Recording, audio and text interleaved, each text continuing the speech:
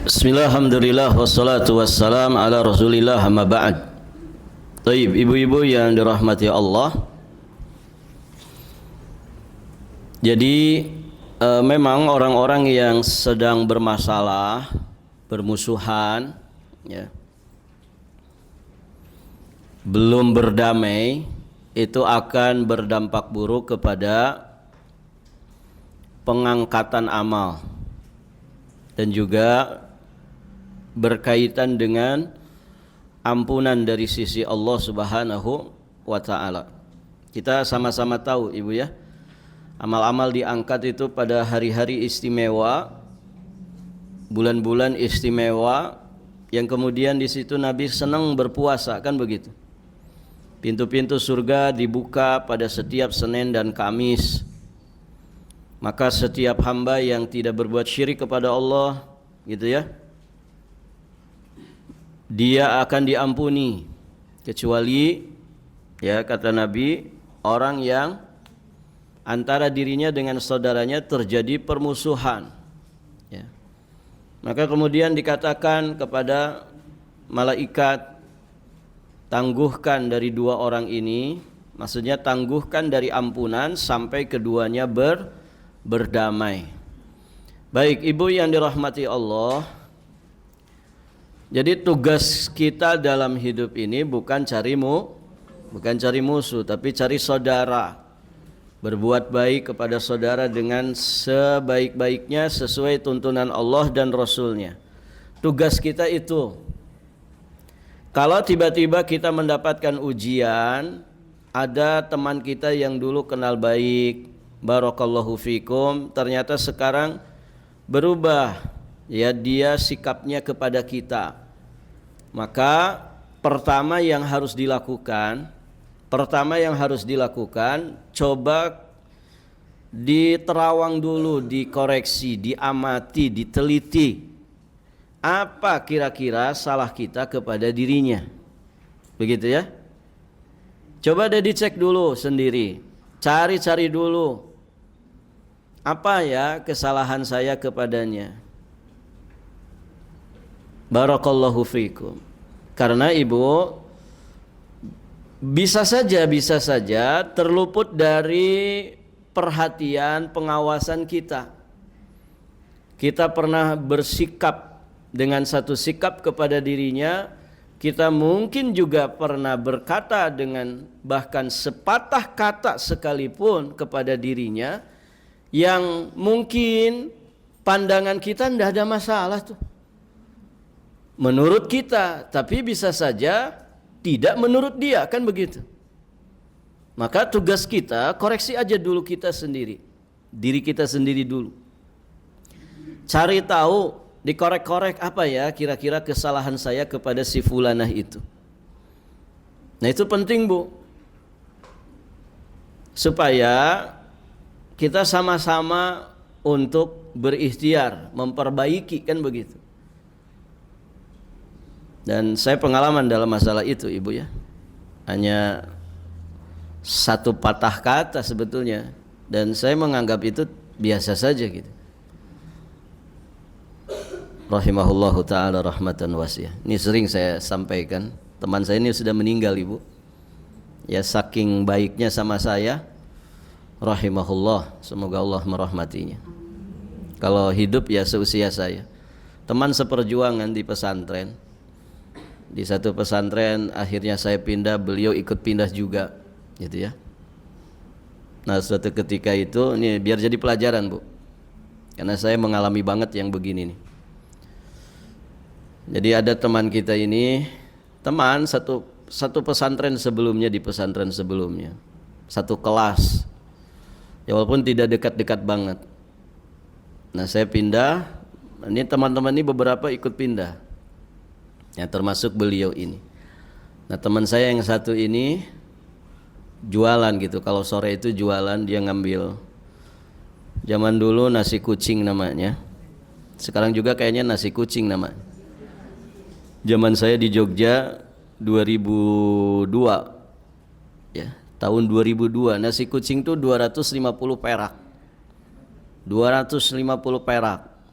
Sekarang tuh 5 ribuan kalau nggak salah, terakhir saya di Jogja, nostalgia nasi kucing itu. Ya. 5 ribu dulu zaman kita 2002 250 perak. Jadi kalau bawa duit 1.500 teh sudah kenyang, Bu. Nasi kucingnya 2 gitu kan. Baru 500-nya gorengan, mendoan, macam-macam gitu. 500-nya lagi wedang jahe. Jadi 1.500 itu berharga sekali di masa itu. Nah, teman kita ini karena sering ke angkringan, ya dia akhirnya mungkin karena bakatnya pengusaha ya.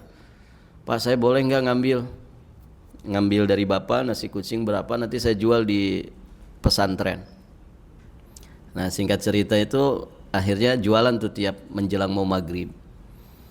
Nah, teman kita yang saya ceritakan ini suka membantu. Nah, ketika fulan teman saya datang dengan kresek besar gitu ya, nasi kucing di dalamnya. Di dalamnya nasi kucing tapi kucingnya nggak ada gitu. Nah, saya itu nyeletuk. Pembantunya mana itu? Pembantunya, tolong dibantu. Cuma nyebut pembantu, Bu. Cuma nyebut pembantu. Kan ke temen ya. Beliau biasa bantuin, nata begitu di baki kecil, ditata. Nah, ketika beliau datang itu, saya nyeletuk begitu. Mana pembantunya? Ayo, dibantuin. Nah, itu pembantunya mana? Ke si fulan ini. Ternyata sakit hati, Bu, gara-gara itu. Sakit hati. Ya saya juga nggak tahu-taunya setelah 3 hari itu. Jadi si fulan ini sakit hati dengan kalimat saya. Ya, dengan kalimat pembantu. Itu kan satu kata itu, Bu.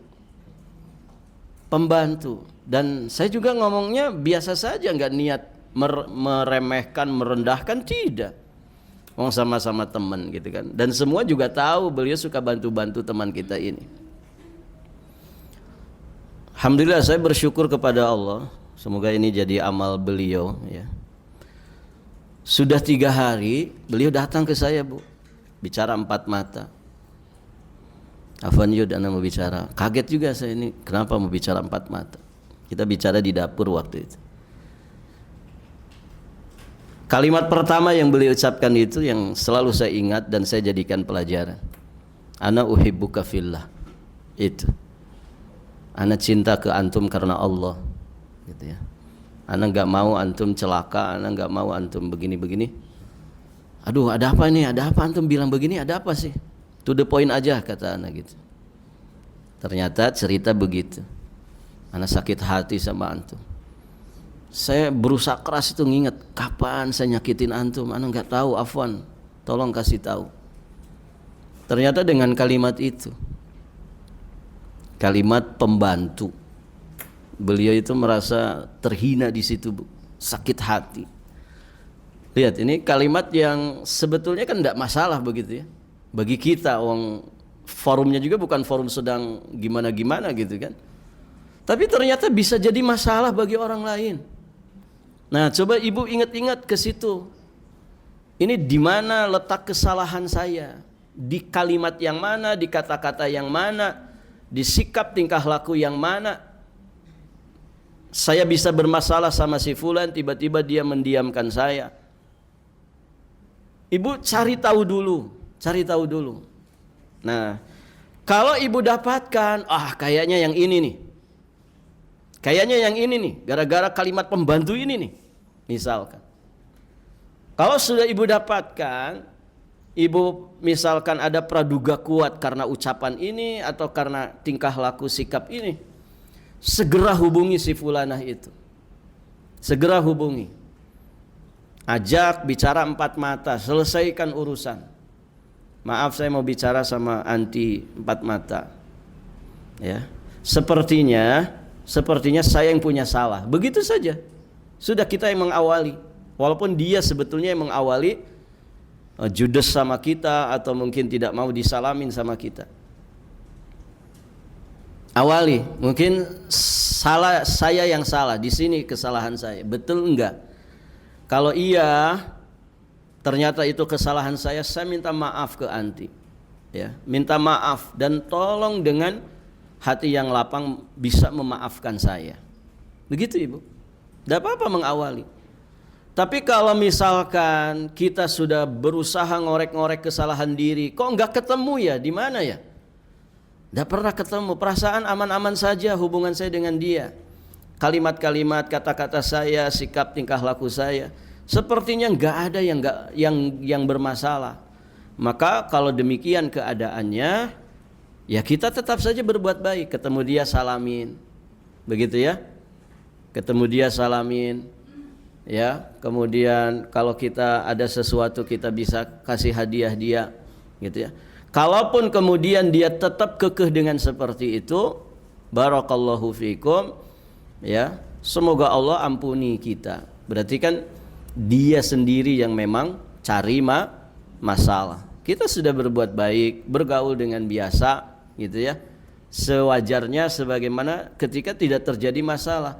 Kalau kemudian tiba-tiba dia begitu, ya kita sudah cari tahu juga tidak mempan, ya sudah. Biarkan Ibu. Biarkan bukan berarti dimusuhi. Enggak usah dimusuhi, enggak usah punya musuh, Bu. Ya. Kita kadang punya teman saja susah, apalagi punya musuh, ya kan Bu? Barakallahu fikum. Ya. Jadi jangan dimusuhi. Sudah Ibu berbuat sewajarnya saja, sebagaimana ketika tidak ada masalah. Kalaupun dia kemudian begitu terus ya sifatnya, sikapnya kepada kita, ya doakan saja semoga dapat hidayah. Kan enteng kalau begitu. Jangan lantas dijauhi. Ya tadi kalau ngegugu nafsu muyak memang. Kita salam, dianya jemedut, gitu kan. Boro-boro jawab salam. Ya kita sodorkan tangan, dia malah melengos. Ya siapa yang tidak sakit? Tapi kan itu nafsu, biarin saja. Kita berbuat baik, kebaikan kita dibalas tuba, air tuba ya enggak apa-apa. Kan pahala bukan dari dia kan, pahala dari Allah. Allah Maha tahu dengan ikhtiar kita. Walaupun berat, tidak ada masalah. Emang teman itu dia saja, kan banyak teman di sini. Ya Ibu, barakallahu fikum. Dunia ini masih luas. Coba perhatikan, Ibu, ya ruang terbatas dengan ruang tidak terbatas banyak mana? Hah? Ini kan kita di dalam ruangan kan, kecil kan? Paling ini 10 kali 10. Begitu kan? Tapi coba Ibu keluar, ruang tak terbatas itu kan lebih banyak. Kemana-mana Ibu, kebanyakan tuh ruang itu tidak terbatas. Ya. Maka jangan kemudian dibikin sumpek, kita dibikin susah dengan ruang-ruang yang terbatas. Manusia itu banyak, Muslim saudara kita itu banyak. Masa kita terpuruk gara-gara satu orang? Ya. Yang penting kita jangan berbuat masalah sama orang. Orang bermasalah dengan kita, biarin saja. Ya. Kita ini Ibu ngurusin keluarga saja ruwet kan begitu. Sudah sibuk, sudah luar biasa, habis waktu kita. Masa ngurusin hidup orang? Ya. Kenapa Bu nggak ngaji? Sumpek Ustaz. Kenapa sumpek? Itu bete gara-gara si fulan. Rugi Ibu. Ya. Rugi. Dia mah belum tentu mikirin kita mikirin dia. Rugi kan? Barakallahu fikum. Ya. Sudah berbuat baik saja. Dia membalasnya dengan keburukan, tidak ada masalah. Toh Allah yang ngasih pahala. Begitu ya. Doakan dalam kesendirian tanpa dia ketahui. Allah Maha tahu dengan doa kebaikan kita untuk dirinya. Sudah, selesai aja begitu. Ya, dibuat simpel saja. Dan semoga kita tidak termasuk ke hadis tadi. Ya. Karena tadi tahapan-tahapan tadi ikhtiar kita sudah kita maksimalkan. Ya dianya saja begitu kan. Ya sudah, berarti kan tidak mau lagi berteman dengan kita. Masa mau dipaksa? Ya, enggak usah dipaksa. Kan masih banyak juga teman-teman yang lain yang soleh solehah, kan begitu ya. Barakallahu fikum.